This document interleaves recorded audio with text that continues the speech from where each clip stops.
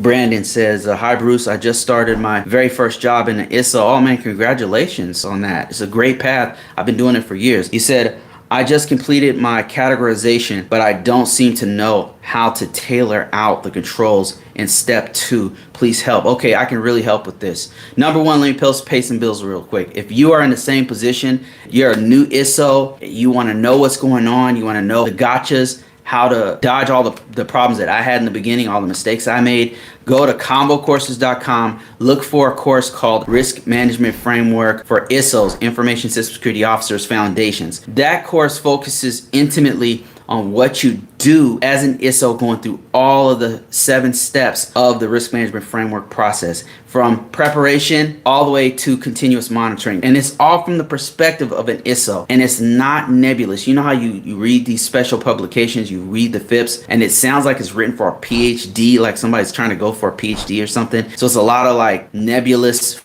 philosophies about security. I don't speak like that. I tell you in plain English what to do, how this works in layman's terms from the perspective of an information system security officer. Go ahead and check it out. It's on ConvoCourses.com. Look for the ISO Foundations course. I go deep into it, including downloadables and things. Okay, so let me answer this question. You said, how do you tailor the controls in step 2? So if you guys don't know what Brandon is talking about, he's talking about the risk management framework for the NIST 800. So it breaks it down into 7 different steps. The first 2 steps, the first step is preparation. Some people say it's step 0 because you're just getting ready. You're getting the organization ready, contacting people you need to contact for the whole process, because it's very expensive, it's very time consuming, and it involves everyone in the organization who's involved with that particular system. Okay, that's number 1. Step 0 is preparation. Step 2 is categorization. What does that mean? That means security categorization. What level of impact does my information on my system have to the rest of the organization? That's the focus. In other words, if this system went down, would it hurt our organization? Would people lose their life? Would the organization lose millions of dollars?